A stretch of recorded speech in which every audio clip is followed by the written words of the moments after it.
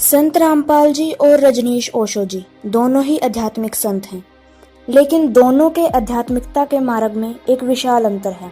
ओशो जी की एक विचारधारा जिसने उन्हें विश्व भर में प्रसिद्धि दिलाई। उनका कहना था कि भगवान है ही नहीं और जो मनुष्य भगवान को मानते हैं वह बिल्कुल मूर्ख हैं। उनका मानना यह था कि भगवान सिर्फ एक कल्पना मात्र है। देखिए इस वीडियो के माध्यम से। Do you consider yourself a god? My God. There is no God. So how can I consider myself a God? God is the greatest lie invented by man. और वहीं दूसरी तरफ संत रामपाल जी महाराज वेदों से प्रमाण देकर सिद्ध करते हैं कि भगवान साकार है, सह शरीर है और मनुष्य के समान देखने योग्य है। प्रमाण के लिए देखिए संत रामपाल जी महाराज का यह वीडियो सत्संग। को देने के लिए स्वयं चल कर आते हैं सतलोक से। अब आपको उन वेद मंत्रों से रूबरू कराते हैं। ये देखिएगा, ऋग्वेद ये 9-10 मंडल इकट्ठा अनुवाद है। ये कहाँ से प्रकाशित है ये देखिए। प्रकाशक हैं सार्वदेशिक आर्य प्रतिनिधि सभा, महर्षि दयानंद भवन, रामलीला मैदान, नई दिल्ली। ये इनके फोन और फैक्स नंबर है।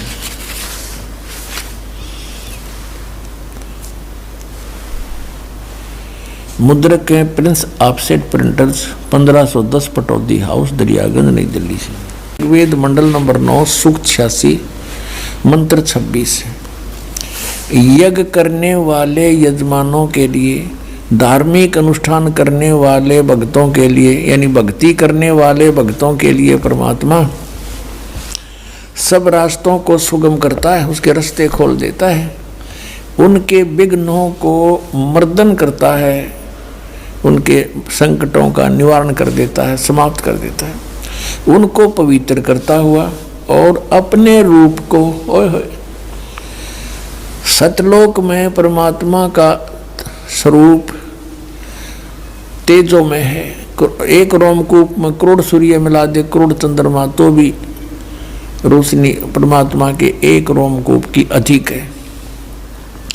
इसलिए जब यहाँ आता है तो अपने रूप को हल्के तेज पुंज का कर लेता है, हल्का कम रोशनी वाला, अपने रूप को सरल करता हुआ वह कांति में परमात्मा अर्थात कबीर देव, ये कबीर देव लिखना, कबीर साहब, विद्युत के समान पहुंचूंगा क्षण एक में, क्षण एक में, क्षण में क्रीड़ा करता हुआ और वर्णीय पुरुष को यानी अच्छी आत्मा को प्राप्त होता है, श्रेष्ठ आत्मा को। अब 27 में बताया है, ऋग्वेद मंडल नंबर 9, सूक्त 86, मंत्र 27 में कहा है कि जो परमात्मा ध्रुवलोक के दिवसे तृतीय पृष्ठे, यह है सतलोक के, दिवलोक के तीसरे पृष्ठ पर विराजमान है, वहां रहता है और प्रकाश रूप है। अब देखो ऋग्वेद मंडल नंबर 9 और सूक्त 82 का,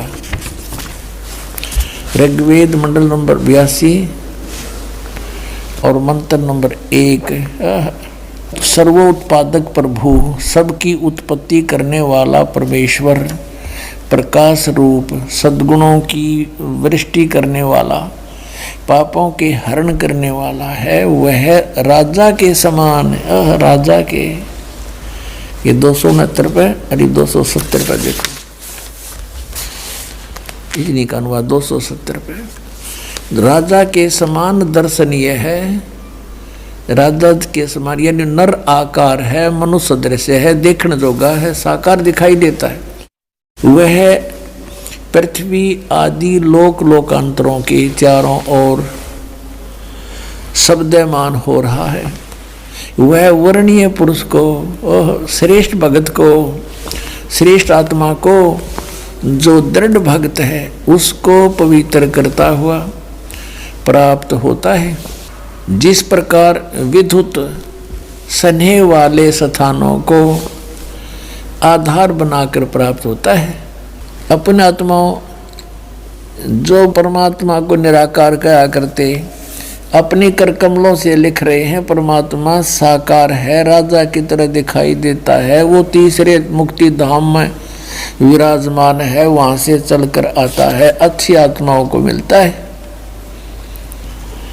इनके विषय में कहा है मोती मुक्ता दर्शत नाही, ये जग है सब अंदरे, दिखत के तो नैन चश्म, इनका फेरा मोतिया बंदरे। अब यह निर्णय आपका है कि आप संत रामपाल जी महाराज के द्वारा बताए गए वेदों के अनुसार प्रमाणित ज्ञान को स्वीकार करते हैं या रजनीश ओशो जी द्वारा बताई गई उनके स्वयं की धारणा से प्रभावित होते हैं। अगर आप संत रामपाल जी महाराज का ज्ञान सुनना चाहते हैं तो हर रोज शाम को 7:30 बजे साधना चैनल पर उनका सत्संग देखना ना भूलें।